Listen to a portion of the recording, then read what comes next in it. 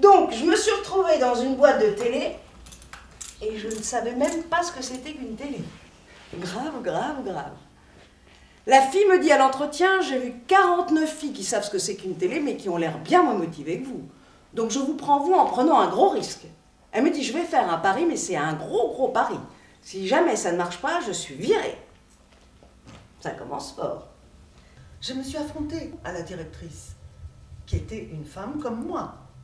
Je lui disais, vous devez me respecter comme une personne. Je ne suis pas une étrangère. Parce que vous croyez que je suis étrangère, vous pouvez faire ce que vous voulez. Même si je suis étrangère, parce que je suis étrangère. Je me sens. Parce que c'est ça qu'on te fait sentir. Tu n'es pas d'ici, tu es étrangère. Tu n'es pas d'ici. N'oublie pas ça. Jamais. Une fois, quelqu'un m'a dit, il y a un poste de truc de sandwich dans un hôpital. Très bien. C'était bien, j'étais heureuse. Les gens venaient. Je parle trop avec les gens, elle m'a dit. Tu fais pas ton travail pour parler avec les gens, alors pense à ton travail. Elle m'a dit, bon, maintenant, tu vas pas faire des sandwichs. Maintenant, tu vas nettoyer les fours, tu vas nettoyer ça. Je ne suis pas venue pour nettoyer ici, je suis venue, alors tu t'en vas. Oui, je me casse, mais si je reste 2 mois de plus, c'est toi qui te casses, parce que tu sais même pas compter. Je suis partie. J'ai eu un problème avec le patron.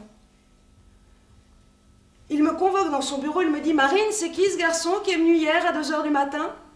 Je lui dis « C'est mon mec.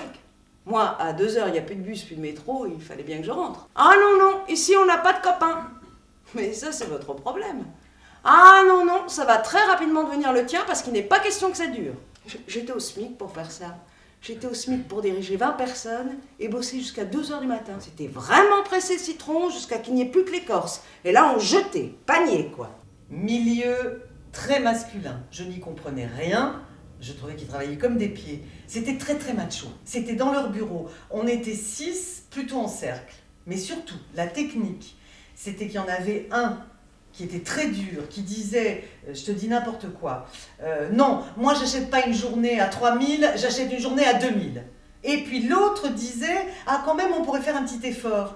Il m'avait collé incompatibilité d'humeur. C'est hallucinant. Tu peux virer quelqu'un pour incompatibilité sans aucune justification. Simplement parce que tu as décidé un beau matin que c'était comme ça, voilà, allez hop. Il avait fait 80 faux témoignages de gens que je ne connaissais même pas.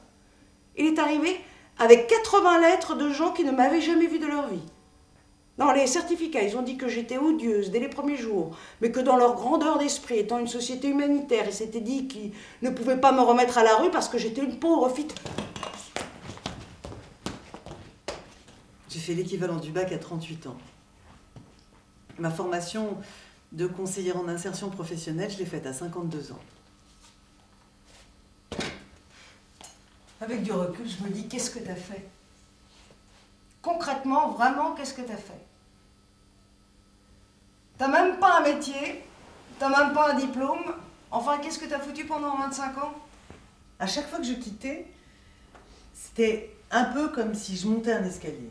Il y a toujours eu ce sentiment d'aller vers quelque chose, toujours plus loin, toujours plus loin.